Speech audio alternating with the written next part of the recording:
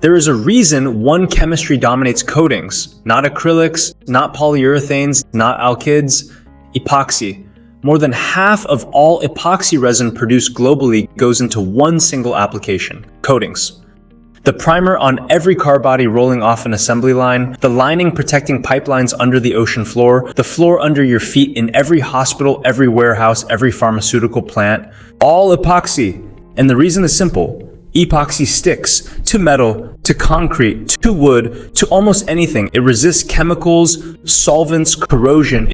It cures without releasing volatiles.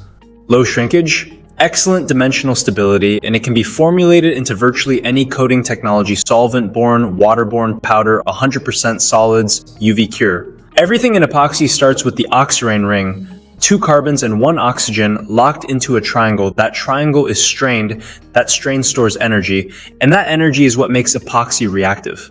Epoxy-based side can be of different types as shown. We will explore each. The most common epoxy is DGEBA, diglycidyl ether of bisphenol A. Over 75% of all commercial epoxy resin sold worldwide is based on it. It is made by reacting 2 raw materials, bisphenol A and epichlorohydrin.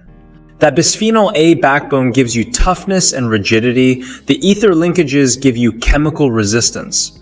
And those 2 terminal epoxy groups, those are your reactive sites. That is where the curing agent will connect to build the cross-linked network. Commercially, you will see this as Epin 828 and so on. These are the liquid resins, LER, the starting point for most coating formulations. But liquid is not the only form. By reacting the liquid resin with additional bisphenol A, molecular weight can be built up through a taffy or fusion process. The chains get longer, the resin becomes a solid. Solid resins go into powder coatings, can coatings, and high-performance bake systems. The longer backbone gives you flexibility and toughness that liquid resins cannot. Commercially, you will see this as YD901 and so on. DGEBA is not the only option. Bisphenol F epoxy, phenol plus formaldehyde plus epichlorohydrin, but bisphenol F uses a large excess of phenol, which stops the reaction at the difunctional stage. 2 phenol rings, 1 methylene bridge. The result? Much lower viscosity. That makes it ideal for solvent-free flooring, tank linings, and high-build systems where you need to move material without adding solvent. Commercially, you will see this as Epon 862 and so on. Epoxy Novolacs. Novolac is the higher functionality extension within the same chemistry as bisphenol F. Now the phenol to formaldehyde ratio is lower, around 0.8, with an acid catalyst. That lets the condensation continue. 3 rings, 4 rings, 5 rings, each one carrying an epoxy group, higher functionality, tighter cross-linked network, superior chemical and solvent resistance.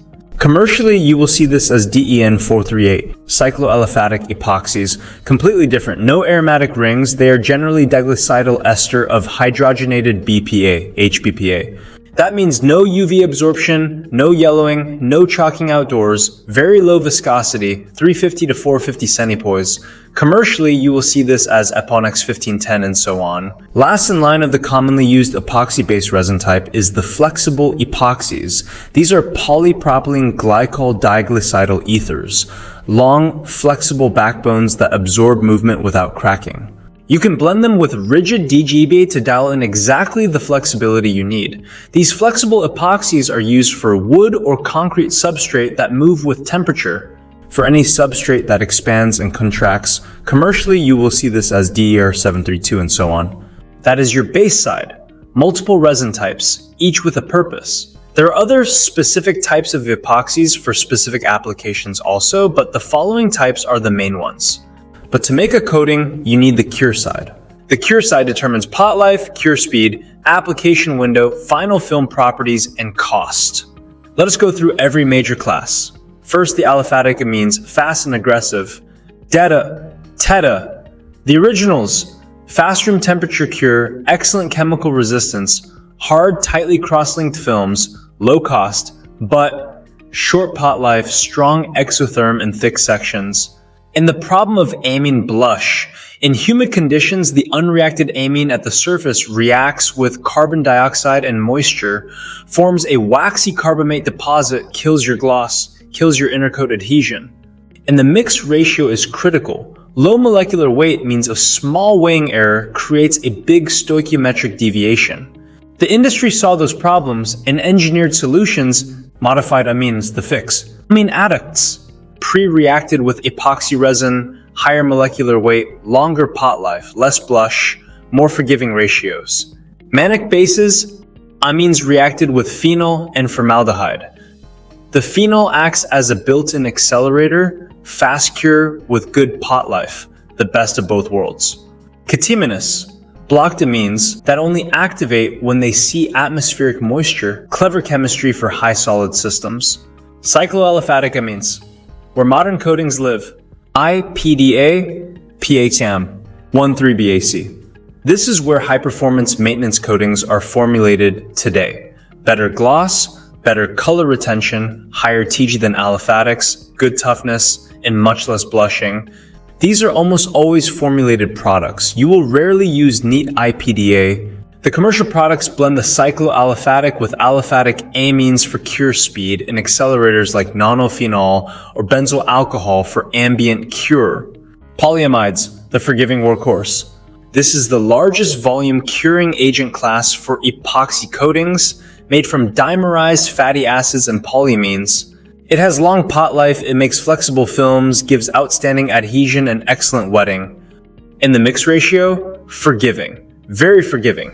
10% off ratio and you still get an acceptable film. Try that with DETA and you will have a disaster. The trade-off? Lower chemical resistance, poor heat resistance above 65 degrees, slower cure in the cold. Amidoamines are the lower viscosity version, same family, made from monofunctional fatty acids, ideal for high solids and solvent-free systems.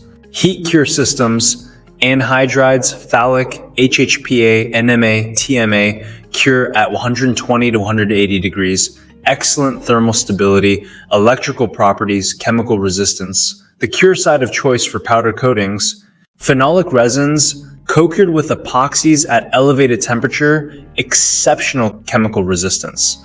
The standard for food and beverage can interior coatings, dithiazide, the latent hardener, solid, insoluble in epoxy at room temperature. Mix it in and it sits there for months. Heat it above 150 degrees and it activates. This is what makes one-pack powder coatings possible. Next, we have accelerators for the fine-tuning.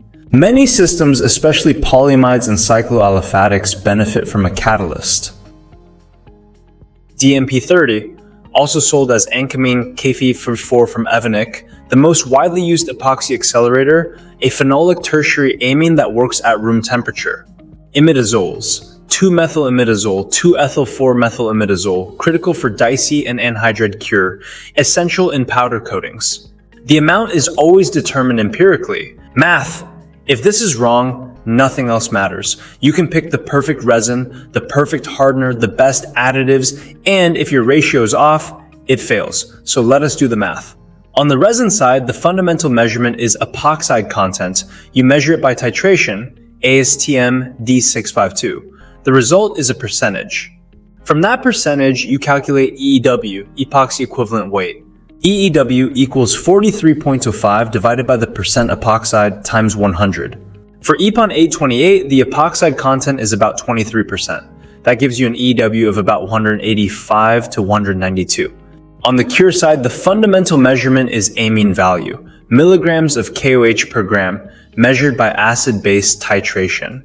But here's the critical thing. Amine value measures all basic nitrogen, primary, secondary, and tertiary. Tertiary amines have no active hydrogen. They do not react with epoxy. They are catalysts, not co-reactants. AHEW, amine hydrogen equivalent weight, counts only the active hydrogens, the ones that actually open epoxy rings. Let me take an example of Ancamine 2071 and show you why this matters. Ancamine 2071 has amine value of 506 milligrams of KOH per gram. If you calculate from that amine value 56,100 divided by 506, you get 110 grams per equivalent. But the TDS says the AHEW is 98. Why?